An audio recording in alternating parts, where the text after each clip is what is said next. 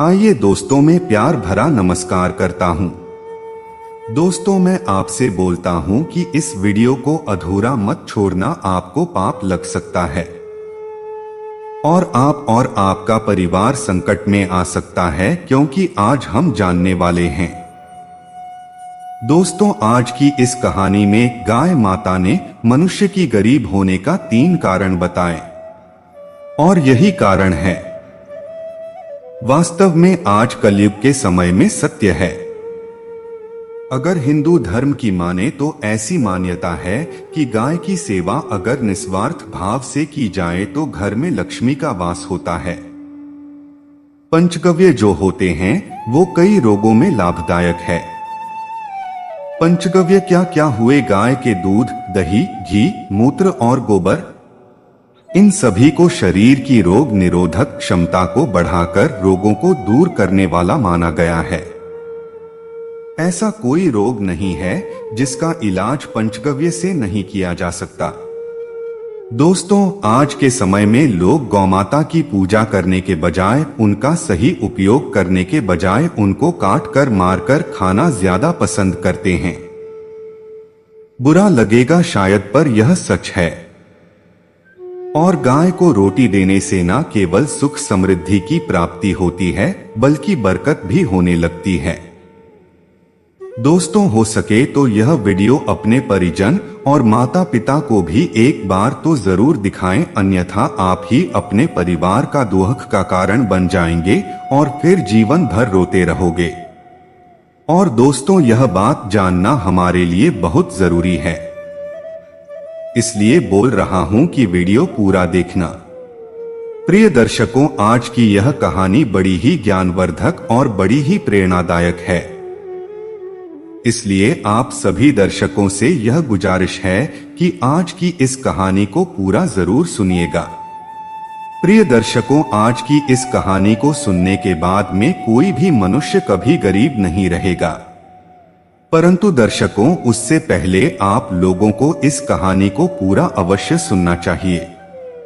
प्रिय दर्शकों, ये कहा जाता है कि गाय को मनुष्य के कल्याण के लिए माता माना गया है। दोस्तों, कहा गया है कि जब देवता और असुरों के बीच में समुद्र मंथन किया गया था तो उस समय कई रत्न उत्पन्न हुए थे और उन्हीं में से एक रत्न गाय माता भी बताई जाती है। प्रिय दर्शकों, कहा जाता है कि गाय माता को 33 कोटि देवी देवताओं का आशीर्वाद प्राप्त है और ये माना गया है कि समुद्र मंथन से उत्पन्न है। गाय माता को मनुष्य के कल्याण के लिए कलयुग में भेजा गया है। गाय माता को मनुष्य के कल्याण के लिए कलयुग में भेजा गया है। प्रिय दर्शकों, इसी ही प्रकार आज की इस कहानी में गाय माता ने 3 बातें बताई हैं और दोस्तों, वास्तव में यह 3 बातें मनुष्य के कल्याण हेतु ही बताई गई है।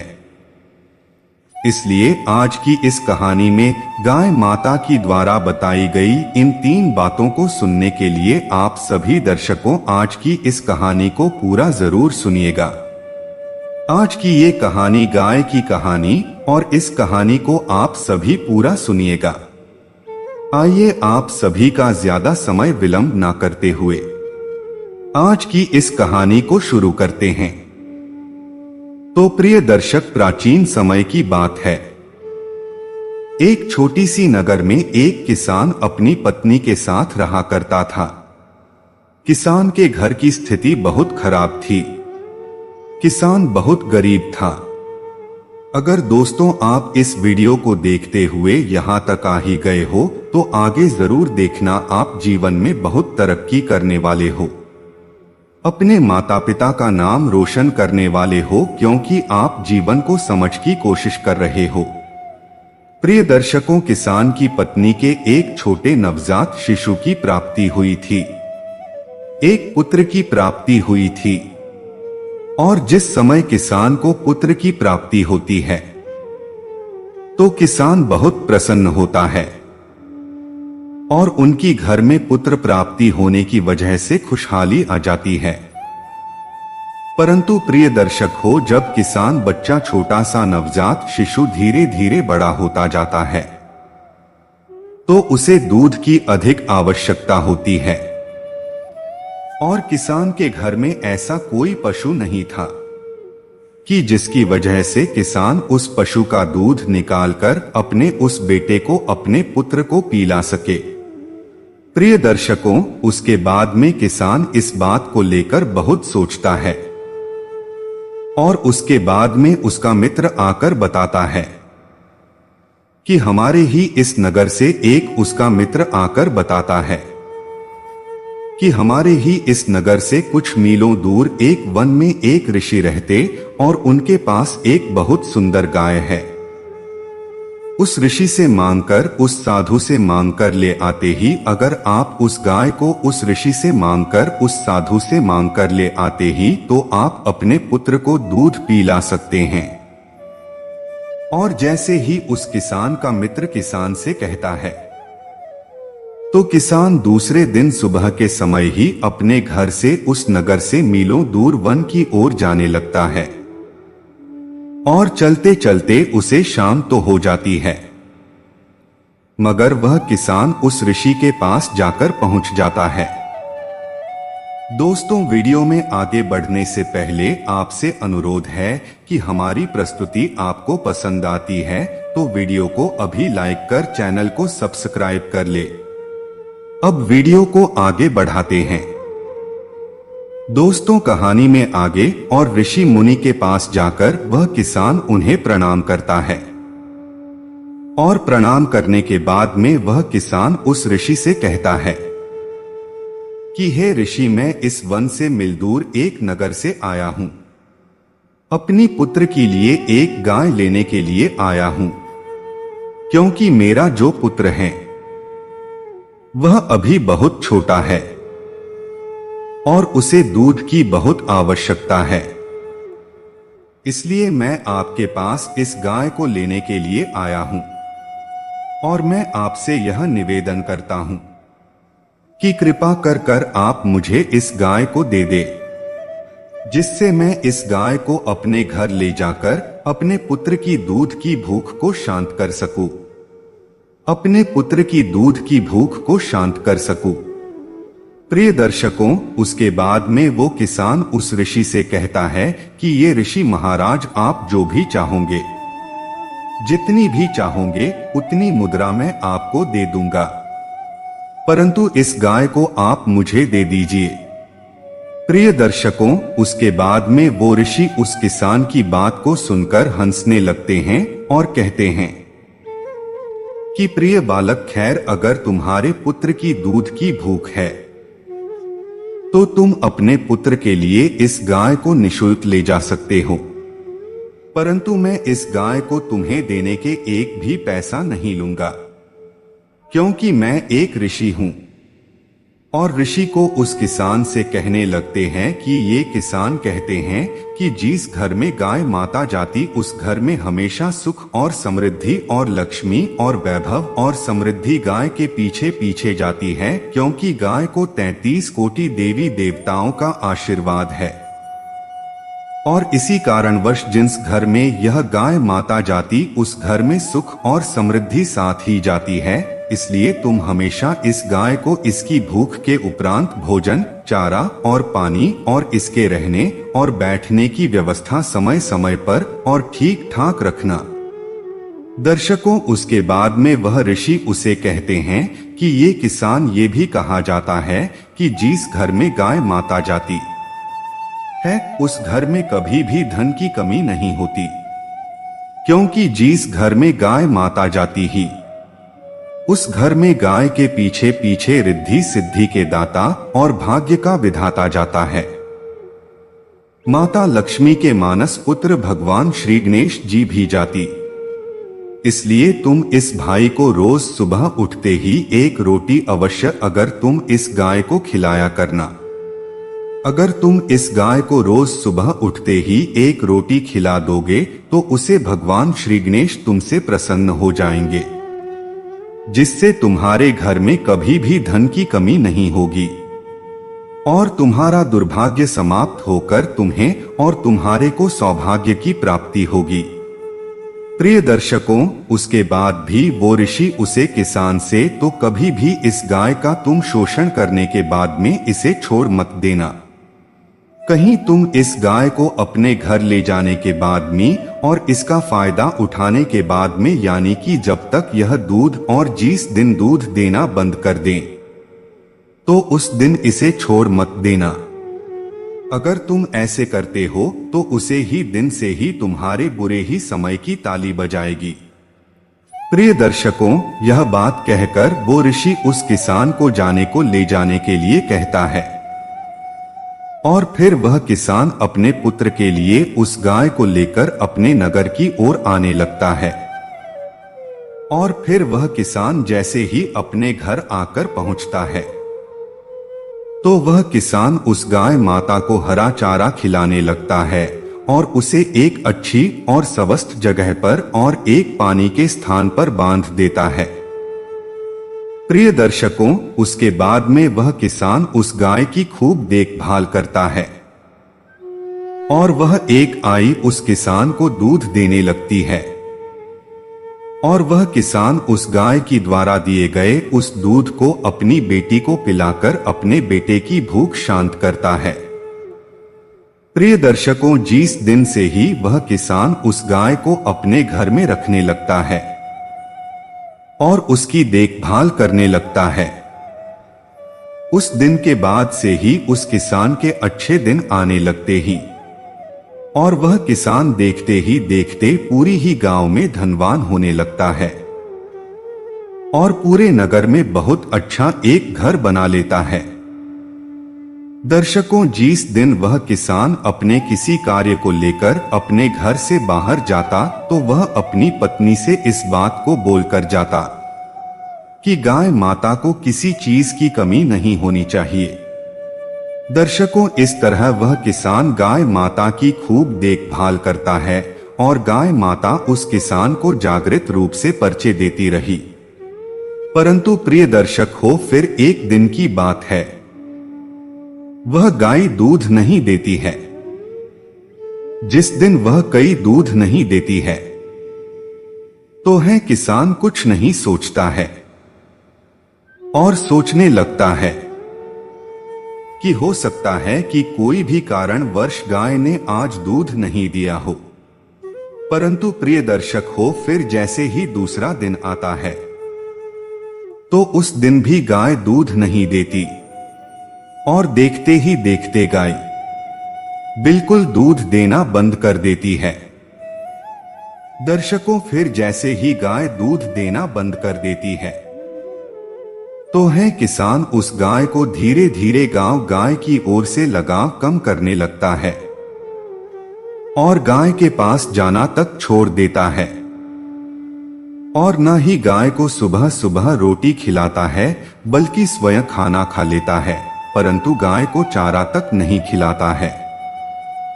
प्रिय दर्शकों, उसके बाद में जब गाय माता को समय समय पर भोजन नहीं मिलता है, तो गाय माता बहुत ज्यादा कमजोर हो जाती है और फिर एक दिन वो सेठ गाय माता के पास आता है।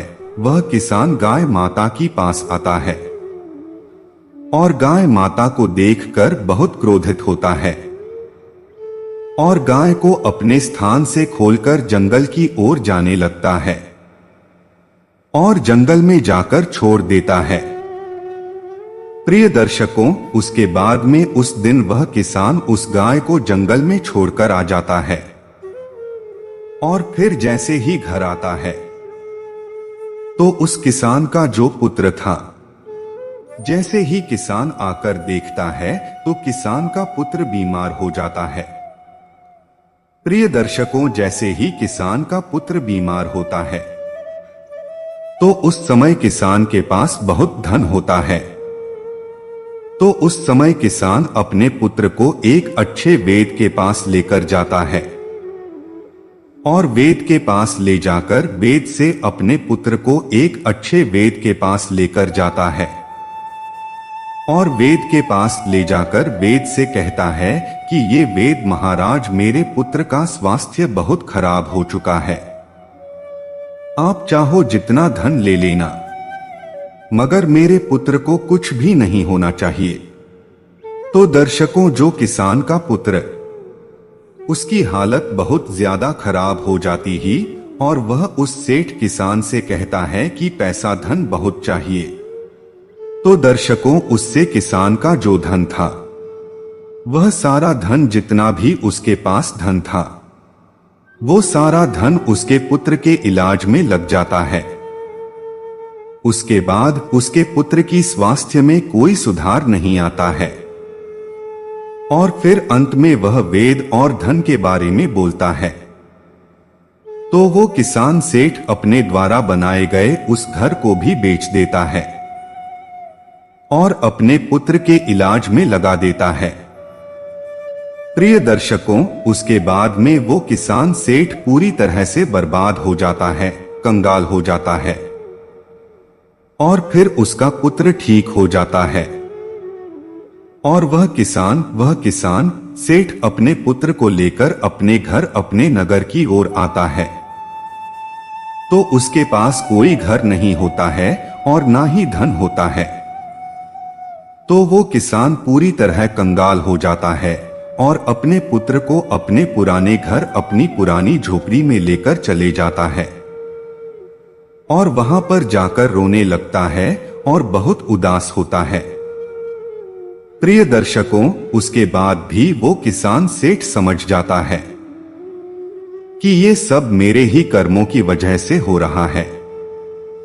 तो वो किसान सेठ उस गाय माता को ढूंढने के लिए जंगल की ओर जाता है और जंगल की ओर जाकर देखता है तो उसे वो गाय माता दिख जाती और फिर गाय माता से जाकर वह किसान क्षमा मांगने लगता है और गाय माता की पैरों में गिर जाता है और उसके बाद में वह गाय माता उस किसान से कहती कि हे बालक, जैसा करोगे ठीक वैसा ही पाओगी। प्रिय दर्शकों, उसके बाद में वो किसान गाय माता से माफी मांगने लगता है और फिर गाय माता किसान से कहती है कि हे किसान, हे दुष्ट, अगर ऐसी ही बात है तो मैं तुम्हें आज 3 बातें बता रही हूं और इन 3 बातों पर तुम्हें आज के बाद हमेशा अमल करना है।